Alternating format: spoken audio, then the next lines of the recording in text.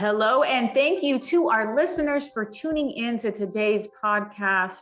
Wherever you are tuning in from, we've had the great privilege to be featured in over 37 countries around the world, and we sincerely thank you guys for spending a few moments of your time. I am your host, Angela Alberti. If you've had a chance to tune in to any of the episodes that I've done before, you know that I have the chance to sit down and speak with some of the most valuable people that are putting the world of work to work every single day. And that is certainly the case. Today, I get to sit down with Leenna, who, interestingly enough, to our audience, we had the opportunity to meet last week at MPA Worldwide. Leenna, can you give a little bit of background on yourself? Sure. It's a pleasure to be here. And I'm Leenna Choudharry, President of Placement Experts USA. I manage a minority women-owned business. Oh, Leenna, thank you so much. You know, we have a lot to dive into. You are a minority-owned business. You are in the world of staffing. You specialize within various sectors, including one of the more competitive ones. But, you know, when I had a chance to speak with you prior, you let me know that, you know, you have not always been in staffing and recruiting. This is something that you've taken on within the last couple of years. I'd love to dive deeper. And if you could let our audience know, what was that moment where you decided, number one, to start your own business and to start it, number two, within staffing and recruiting? Great question, Angela. My entrepreneurial journey started in 2012 with my education business. And the staffing and recruiting business I got into 2018. It was a natural extension of my education business. Let's look at it, education to employment. And from there on, from 2018, when we started, it has just been a constant upswing. And there's never a dull moment in my business, I can tell you that. Especially with COVID, things are really fired up. Right. Oh, I bet. I can only imagine what the average day in the world of your life looks like. Can you talk a little bit about what your company specializes in and how you guys really grown to attain that niche for the industry that you service? Sure, I can dive much deeper into that. So in 2018, when I started the business, we were only doing direct hiring. And 2 years into that business, we saw that we were losing out on a lot of IT roles that were coming around with our clients. So we started to look into that possibility. Me personally did not have much experience into the IT world. So I was a little bit hesitant, but with a lot of support from mentors and other technological consulting companies, we slowly started to understand the landscape of the IT talent business. And then today we have clients, small business to large VMS and VMS portals that we are part of. Along with that, NPA is a wonderful partner in order to support our growth. Oh, that's been fantastic. I'm sure, you know, just meeting you at the show last week, you can really get the sense of camaraderie that's within that organization, where it allows businesses like yours to really propel themselves into a different stratosphere so that they have the added support to be able to take on some of these roles. So great to hear some of those tips that you have. What advice would you give to an agency or somebody within the recruiting space that is going into a new vertical to really help them absorb, you know, the technicalities that are associated with that industry? You all of a sudden, I'm sure, had to find yourself in a position to offer advice or expert advice on learning about IT. What were some of those steps that you took to help you get there? Great. So really, it started when I would say, whenever anybody comes to me with advice, wanting advice on how to start, the first thing is do your homework. Mm-hmm. That is the first step. And then finding other companies which are in that business, finding a network support of not just business owners like yours or your competitors, but also a good group of consultants and mentors. Those are the people who are going to handhold you, not through just your upswings, but also whenever you fail, they'll be there to pick you up and take you to the next level. And that's what, in my case, from early on, being a minority women-owned business, I always had that exposure to reach out to those people who were key decision makers. So that really helped me. Along with that, my business is located in a co-working space, which again gave me access to different businesses of different industries. Mhm. So as business owner, when you're talking from one to another, you learn a lot about what is going on in their industry, what their pain points are. And Mhm. really talent business is all about finding what the talent needs are. And if you already know your other businesses pain points, you know how to cater your services so that you come out as the most promising business that they want to work with.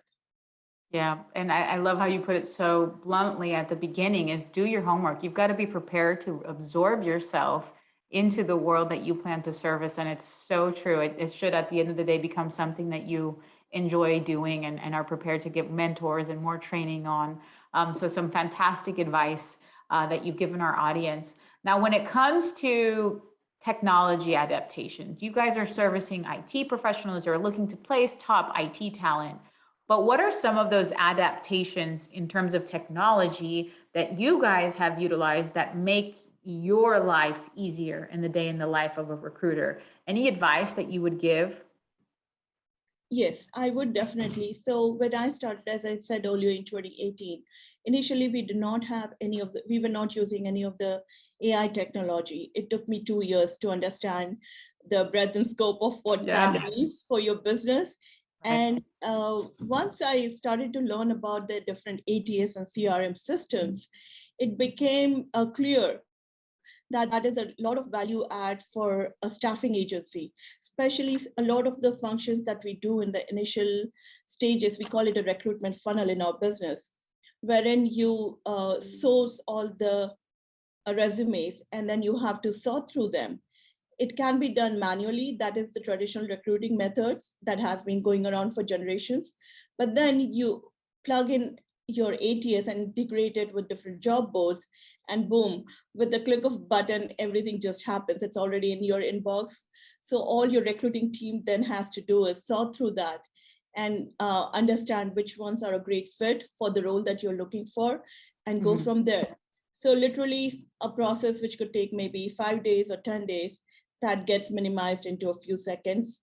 And definitely you need a good team to support all of this. Uh, so as we began to understand what the ATS and CRM systems could do for us in technology hiring, other big factor is also fake resumes. So that's a big point that as a business owner, you have to be aware of. And especially in IT, it is a rampant practice. So I did not want to fall in that. And which is why I had to understand what audio video interview platforms are out there, how we can administer coding tests to the candidates who say, let's say they know some technical skills, maybe Java or C++, do they really know that? And I don't have a technical background. So for me, it was like, okay, how much of my team can really do these interviews day in and day out? So that was another part where we rely heavily on technology for that. That is fantastic. So you just gave us the breadth and scope of what I think is the modern day recruiter. You guys have elements of AI, maximizing the utilization of your inventory when it comes to candidates through ATS and CRM systems, and really taking advantage of video interview platforms and skills-based testing, even outside of your own background. So fantastic advice. I think whenever we think about what AI can do to impact the day in the life of a recruiter, it's exactly what you mentioned. It's only enhancing it and propelling the day in the life of their job so that they can spend more time on building rapport with the actual candidates that they service, which is pretty exciting. Now, I want to take a step back and just go down to maybe a personal level with you. You being a minority, being a female, being in a newer industry, what advice has, have you been able to give yourself through this whole process? Or maybe that person that's listening in today's episode that is a minority, maybe she's a female, maybe she wants to go out on her own and start her own agency. what would you tell that person? So it is a very loaded question. I'll do my Yeah. best to answer it. Yeah, it is. It is. Yes. So the first thing, and this is more, I consider my dad as my mentor, and I've learned the tips and tricks of business from him ever since I'm 15 years old. But really what I understood from him was that adapting. And for me, because I'm also not born and brought up in USA, I moved here in 2001. I always believe that, when in Rome, do as the Romans do. So I kind of took that to my heart. So when I got into any business, really, and this can apply to any business, being a minority person, and especially if you are not aware of the culture or the ways of doing business, it is very important that first you understand what those differentiations are, and then try to adapt to that. You don't have to change yourself, and that's what I see a lot of minority business owners.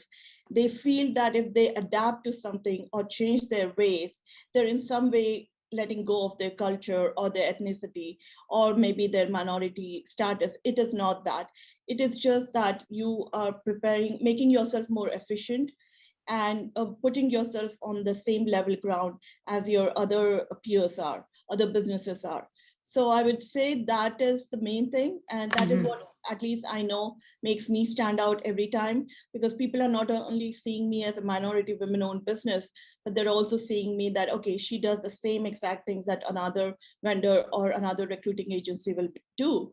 So that is why I guess we always get business, and we are continuing to stay in business. Yeah, that's fantastic. You really submerged and immersed yourself within the actual culture that your business is servicing, and certainly has helped along the way, which is fantastic. Now, can you talk to us a little bit about what the certification has done for your business, and if that's something that you would recommend other businesses to acquire if they, of course, qualify? Yes, so my business, the Minority Women-Owned Business Certification, you can get that certification in your state and region where you live, and then there is also national. So I went in for obviously getting the state or the region that I am in, and I'm based in Missouri, St. Louis. So what this certification does is it helps you market and apply for bids and contracts that are also for which also other bigger companies are doing business, or they are also bidding for. The second thing it does for you is that a lot of times these bigger companies, they could get a contract, but the government has specified rules wherein they can also subcontract with another minority women-owned business. So in that case, you have a double advantage of doing that. So I thought it was good. For a year, I'll honestly say I did not know exactly how to leverage that. But talking to a lot of other businesses who also have those certifications, I tried to understand the best way. And I was just lucky enough to, get that certification in the right time, because it happened right during COVID. And after that, every time we say somebody that, we are a MWB certified business, definitely that is something that acts as an extra accreditation for us and for them to consider doing business with us. It just has allowed your business to skip chapters, I imagine, because there's some. I mean, you hit the nail on the head, and personally, I'm going through this with my base pay too. We're in the process of acquiring our minority certification, so I know that it's quite cumbersome at the initial onset. But there are enterprise organizations and very large ones that allocate certain spends towards diversity owned businesses. So definitely makes business sense for you guys to take that leap. And I congratulate you, because it sounds like you guys are maximizing the rewards that come with that. Any advice that you would give to the audience when it comes to just mentorship and what that has mean for you within this very interesting and new space? So for me, mentorship has been twofold. It is understanding the business experiences of other business owners. Whenever we speak with a mentor, the first thing is you go with your problems and you get solutions for that. But the other thing is they also share experiences on how they're mentoring other businesses. And that's when you feel like, okay, I'm not the only one who's going through this. Right. There are other people as well. So those two things are very important for me. That is my biggest takeaway from talking or working, having a business consultant or a mentor at all times. And we had the chance to meet at MPA Worldwide last week. How did you come across that, association, or are there any others that you would recommend when it comes to finding a tribe of people that are going through the same thing as you? So the first part of your question is about how did I go about finding NPA? Mhm. As our business was growing and we got into contract and contingent hiring, it became apparent that we would have to put the staff that we place at our clients or in different positions, we would have to run their payroll. And that's the part where I really took a back foot. I'm like, no, I'm not doing that. I'm a staffing I know agent. what I'm good at. Yes. And it's a lot of cumbersome, taxes and across different states and Yeah. state to federal, all of that. I was like, if I got into doing this, then I will never be able to do staffing work, which me and my team are, already so overwhelmed with. So then that's when I think I was attending one of the staffing summits. It's called World Staffing Summit. Yeah. And Yeah. yes, I believe that's where I met with another company which does this employer of record services. Mhm. And headcount management is the company that ended up, working with. Yeah. And once they explained what they do, I was like, okay, I'm happy to sign the dotted line wherever you want, because you will take off so much burden from me Of about just course. managing all of that, timekeeping and invoicing your client and all of that. Right. So I was more than happy to sign up with them. And from there on, then they said, Leenna, we are part of another network and you should really check this out. And then it was a process to get approved with NPA, because NPA is very strict about the ethical conduct of all Of its course. members. Yes, so it was a process and references check and everything, but I'm happy that they accepted me. And Good. it's been a year now almost that I've been part of NPA. And from day one, I understood, because once you know your mindset, and when you meet with other people of the same mindset, though you might have never worked, you click. And that's what happened with me when I got into NPA. That's So wonderful. yeah, it feels like, you just belong there. Sorry, I forgot your other part. No, that's okay. And I think that summarizes it perfectly. I mean, you maximize the value of your network. And that is certainly something that is a strong takeaway for anyone who is listening to today's episode. It's only, you only know as much, in some cases, as much as the people around you know, and leveraging their insight and their information to, attend this conference, find a solutions provider, utilize that solutions provider that can allow you to go in through this other network of valued recruiters within your unique space, is truly what it's all about. So thank you for that. That's very helpful. And when it comes to what many are facing right now in terms of recruiters, it's a very candidate driven, very competitive market. You guys are servicing both direct hire and temp and contract. Can you walk us through what that experience has been like, especially within IT, which has always been cutthroat? It's always been competitive, but I imagine in your experience, it's been a little bit more competitive lately. Yes. So if I'm to make an analogy in real estate market, it is buyers market rather than sellers. So employers are sellers and buyers Yes. are employees. It's So totally it's buyer's market right now. exactly. So Mhm. with that said, employees right now, they have I think it's a lot of confusion state for a lot of the tech stack right now. What is happening is they have multiple offers from different recruiters, and also when they directly apply through different job boards and all of that. So It is about, because what happens is when you have so many multiple offers, we always stress, when as a recruiter, when we are working or representing an employee, we tell them about why they should really work for a company rather than what it comes in terms of numbers. Mhm. So it has to be a good balance of both the things. And Mhm. though with COVID, another I think complication that has been added in this recruitment industry right 100%, now right. is COVID. And but with that said, I see that some employees are really putting a lot of thought and research into that, which is great. They ask us all the tough questions before making decisions, and we love that. But some of the people are just going driven by, this company is paying more, so maybe I'm going to go with that. And that's where companies are giving you a contract role or a direct hire role that has to be evaluated, because that's how they're perceiving you when they are giving you that offer. Are they seeing you as a short-term asset or a long-term asset? You want Mhm. to be wherever right now, because of COVID, a lot of positions are opening up. So companies are just coming up with different titles, and they send those titles to us, and then we have to sell those titles, and then sometimes we are not able to explain properly, because that's what the recruiting managers at the companies tell us, and those are not right. Or maybe the role might be entirely different once the person joins.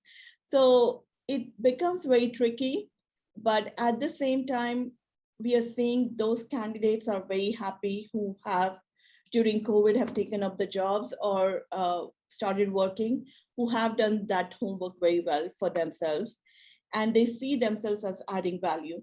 Otherwise, I think a lot of what is going to happen is, a lot of the talent over the next 2 to 3 years, they will at least change jobs once or twice, and then they'll land with their happy place.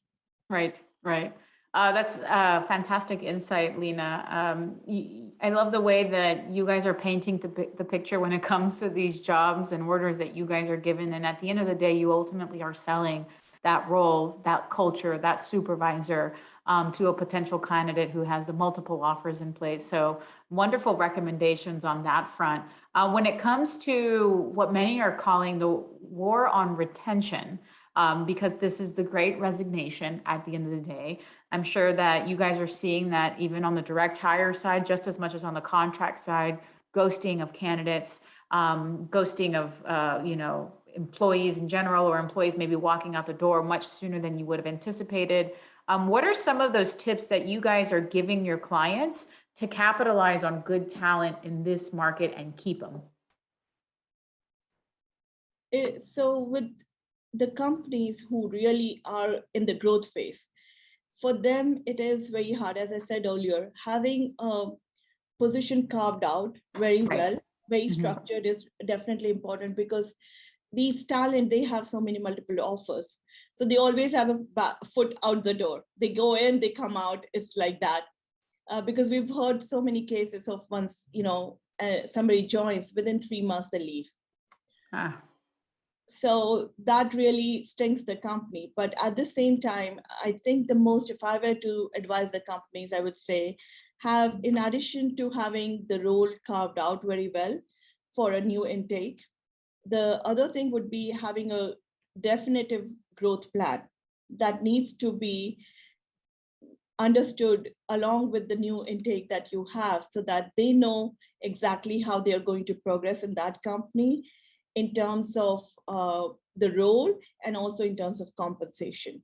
And that's when the employee is going to stay happy. Obviously, right now I see that employers are going out of their way in terms of providing benefits and work-life balance. So I think if anything from COVID, the employers have become much more flexible, which is great for everybody, I guess.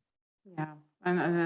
If you're listening to this podcast, I think Leenna just gave some fantastic advice as a potential employer looking to find best forms of talent, have that clear delegation of duties, ironed out blueprint, give that a clear meaning and designation to the potential candidate, a clear growth structure and plan so that they know that there is definite light at the end of the tunnel for them to continue growing and escalating. So Leenna, thank you so much for that. As we're wrapping up today's call, I would love for you to just give us an idea of what your content diet is. What are some sources of information that you heavily rely on to continue learning every single day? Is this newsletters? Are you into some books? How do you stay up to date on what's happening in today's world? So from beginning, I'm an extrovert, I should say. Yeah. I like to connect with a lot of people from different backgrounds. And that is my biggest input of everything that's happening around. And that just helps me, that motivates me. And also that helps me understand what is going on or what is coming next. Along with that, I do a lot of LinkedIn learning courses, networking with other recruiting companies. And then I'm part of a lot of business chambers and local organizations. So yeah, all of these things combined, I think just helps me stay on top of everything. Yeah, I bet. And it's really knowing your tribe, and you certainly have done a great job to flourish within this unique industry that you're in, and just being that social network that continues to grow. I think the day that you stop learning is the day that you stop living. So kudos to you, because you're certainly a testimony to that. How can we get a hold of you? If we wanted to contact you, what's the best way for us to get in touch? My most preferred way is LinkedIn. Okay. And yes, apart from that, I do sometimes show up on Clubhouse as well. Nice. And just for the listeners tuning in, Leenna Choudharry, Choudharry. That's where you guys can find her on LinkedIn. We had the opportunity to connect a couple of weeks ago, and I can tell you guys that she shares some great insight on LinkedIn. So definitely have the chance to connect with her if you guys can. Leenna, thank you so much for joining us on today's call. You provided a plethora of information. I'd love to find the opportunity to collaborate with you again. So maybe we'll do a part 2 on a podcast segment sometime if you're up for it. But we sincerely appreciate you joining us on today's call, and sincerely appreciate the listeners that are tuning in and taking time out of the day to join us as well. Great. Thank you, Angela. Pleasure speaking with you and all the listeners out there. Looking forward to connecting. Yes. Absolutely. Thanks, Leenna. And we'll see you guys on the next podcast episode.